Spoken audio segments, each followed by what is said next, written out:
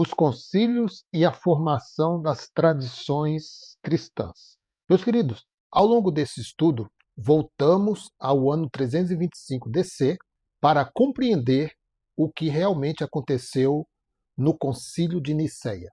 E vimos que muitas ideias repetidas ao longo dos séculos não correspondem exatamente ao que os registros históricos mostram. Mas a história não termina em Nicéia. Aquele concílio foi apenas o início de uma sequência de reuniões que continuariam discutindo questões importantes para a Igreja. Algumas décadas depois, aconteceu o Concílio de Constantinopla, em 381 d.C., que reafirmou a decisão de Nicéia e ampliou a declaração de fé sobre o Espírito Santo, contribuindo para a consolidação do credo niceno-constantinopolitano. Mais tarde, em 431 d.C., o Concílio de Éfeso debateu a forma de compreender a pessoa de Cristo e rejeitou os ensinos associados a Nestório. Foi também nesse contexto que ganhou destaque o título de Maria como Theotokos, expressão grega que significa Mãe de Deus, em referência ao fato do Messias, ou Jesus de Nazaré, ser reconhecido como verdadeiro Deus e verdadeiro homem em uma só pessoa.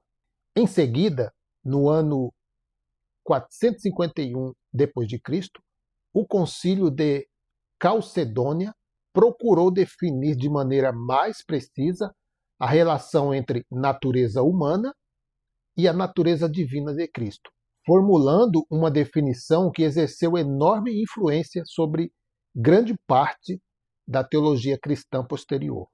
Esses concílios não surgiram para substituir as Escrituras. Eles refletiram o esforço da Igreja em responder às controvérsias do seu tempo.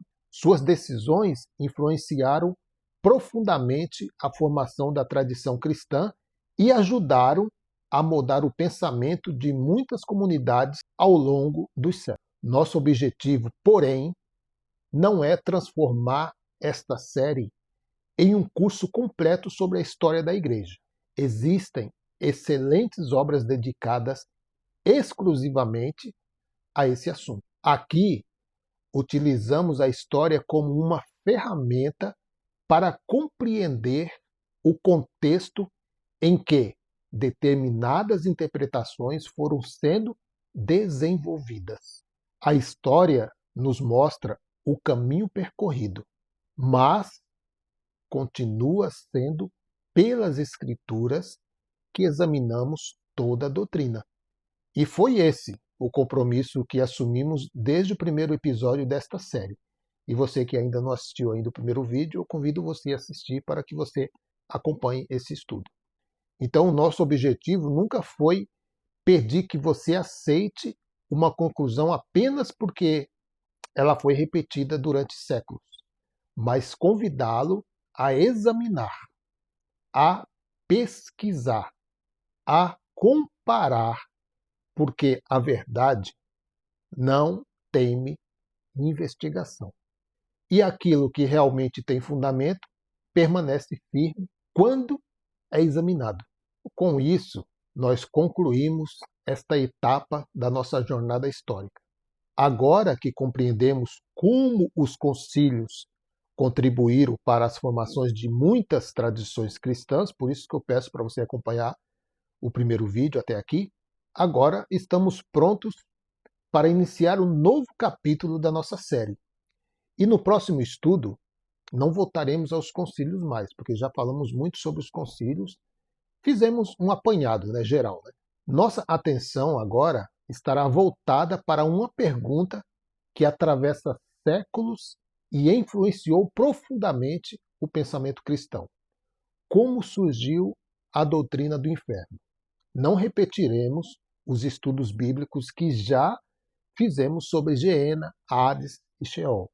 Nossa proposta aqui será compreender como essa doutrina foi sendo construída ao longo da história e por que ela passou a ocupar um lugar tão central na teologia de muitas tradições cristãs.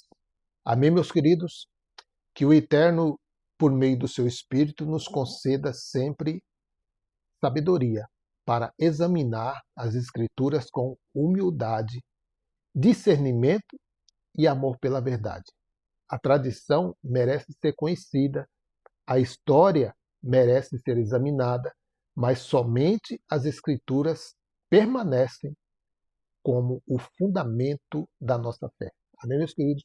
Você que ainda não conhece essa série, são uma série de mais ou menos 6 vídeos, e agora nós vamos entrar em um vídeo que vamos falar sobre a origem do inferno.